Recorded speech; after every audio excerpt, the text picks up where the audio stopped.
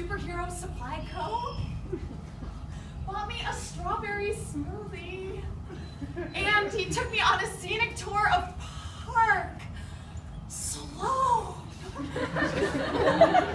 Park slow.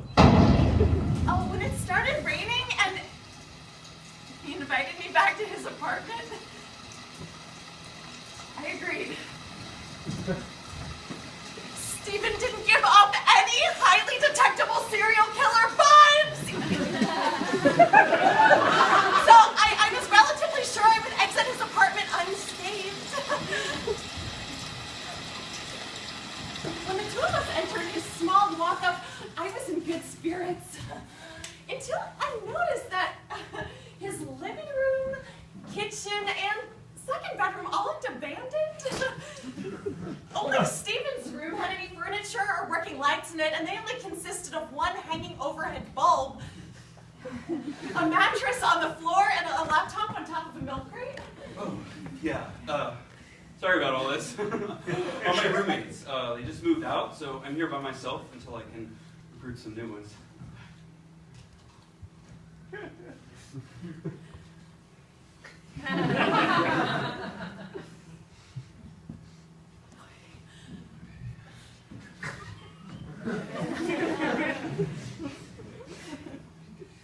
Oh.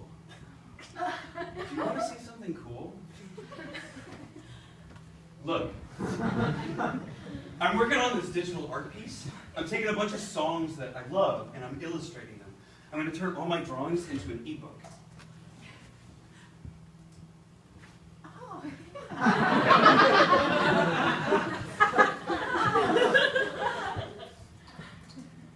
I stared at some of the worst MS Paint art I had ever seen.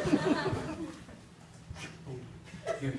I painted this one while listening to Brothers on a Hotel Bed by Death Cab. Here. I wrote this while listening to Daniel Bedingfield's If You're Not the One. My ebook, it's going to include some original fiction, too. I would like you to read it. Okay. If you're not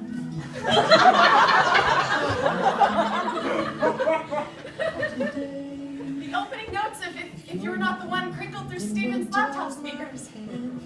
I want you to listen to this song. I want you to fully understand my horror.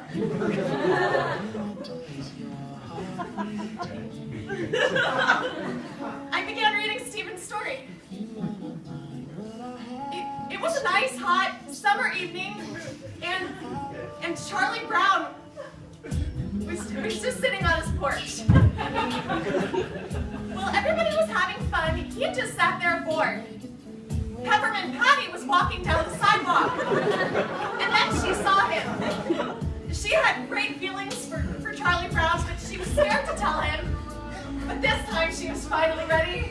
She walked to Charlie Brown with a simile on his face. With a simile on his face and said, Hey, Chuck! Hey, Patty. That day? Yeah. I'm really just bored. I know something we can do! Really? What's that? First, we have to go to your room. Charlie Brown and Patty walked to his room. What was going on was that Patty had felt really attracted to him. She was just thinking about having sex with him. So now what are we doing? You'll see. Patty took off her green and black striped shirt, ruffling a black bra, holding to her breast, which makes Chuck wonder. What? What are you doing? Come on, Chuck. All my life I've been attracted to you. And I know you're so horny and you want to fuck me hard. Patty took off her pants, showing her black panties.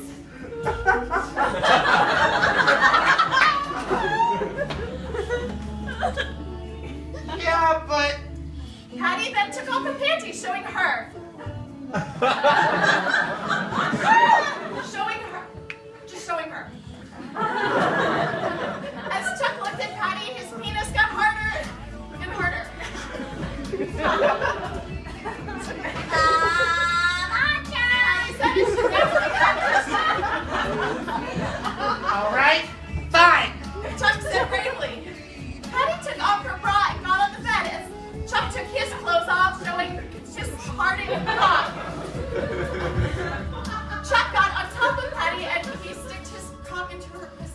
Chuck!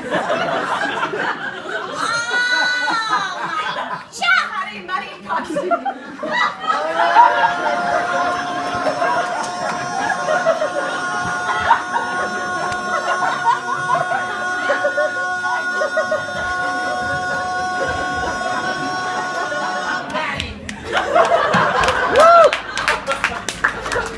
Later, Chuck felt like coming. Oh, Patty, I didn't go to... Chuck cummed all over Patty's breast. We both laid in bed as the sun went down outside of bed. I love you, Chuck. I love you too, Patty. You're a good man, Charlie Brown. But you could have done a lot better fucking me. Good grief! We both fell asleep together in their arms. What do you think?